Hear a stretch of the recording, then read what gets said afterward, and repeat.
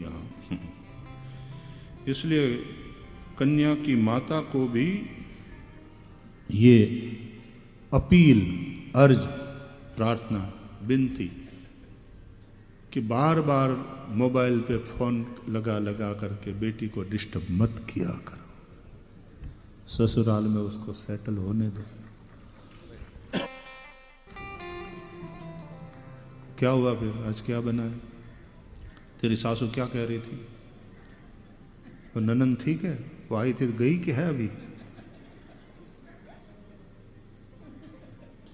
तेज लड़की है, ध्यान रखना। गुरुजी अब बस करो। ग्रेजुएशन कर लेता है आदमी तो फिर बाद में टीचर जी थोड़ी ना बार बार सिखाते हैं, डिस्टर्ब थोड़ी ना करते हैं। हाँ, कुछ ऐसी बात हो तो मार्गदर्शन जरूर ले, और तब मार्गदर्शन देते समय बेटी को सहना, समझना, एडजस्ट होना सिखाना है। वो मां होती। अधिकांश दांपत्य में, सॉरी टू से दिस, लेकिन लड़की की माताओं का रोल होता है। वो गड़बड़ करती है।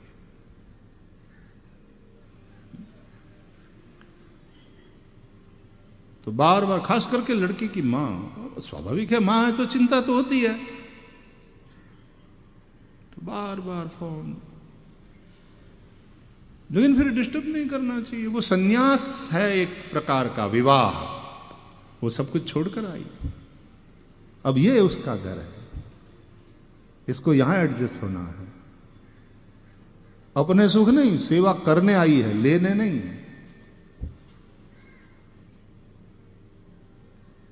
भामती टीका के आचार्य, विवाह हो गया और टीका लिख रहे थे, पति विद्वान और रिसर्च में और इसमें डूबा, और दिया जल रहा था, रात में भी काम चल रहा था पति का लिखने का। शादी के कितने साल बीत चुके थे, तो दिए के ऊपर वो काड़ू जमी जाए ना, ऊपर हूं के एकदम काला वो जम जाता है ज्योत के। उसको हिंदी में क्या बोलते हैं भाई? हाँ, तो जम गया था, थोड़ा तेज कम हो गया था, तो भामती जी गई, पत्नी गई, दिए को ठीक किया, तेल उसमें पूरा, अब ज्योति फिर से ठीक हो गई। अब आचार्य जी का ध्यान गया, पति का ध्यान गया। देवी तुम कौन? यह आदमी भूल गया कि मेरी शादी हो गई है और ये मेरी पत्नी है। इतना अपने काम में, अपनी तपस्या में व्यस्त। तो कोई धक्का नहीं लगा, गौरव का अनुभव किया कि क्या तन्मयता है मेरे पति की। प्रणाम किया, मैं आपकी पत्नी हूं, आपकी सेवा में। अरे इधर आओ, इधर बैठो, मेरे पास बैठो। आज इतने सालों के बाद पति ने पास में बैठाया, तो इतने सालों में कभी कुछ बोली नहीं, मेरे से कोई शिकायत नहीं करी, तूने मेरे से कुछ मांगा भी नहीं। तेरे जैसी पत्नी से मैं धन्य हूं। मेरी इस टीका को भामती टीका के नाम से प्रसिद्ध करूंगा, क्योंकि तेरा इसमें योगदान है।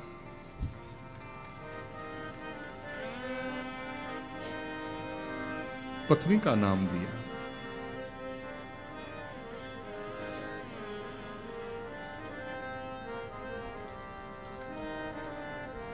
ऐसी गृहिणी, यह तप है। आजकल की सोच थोड़ी बदल गई है, लेकिन याद रहे, बिना तप के कुछ नहीं होता है। अपने ही सुख का चिंतन वो प्रेम नहीं है, तत्सुख का चिंतन होता है प्रेम में।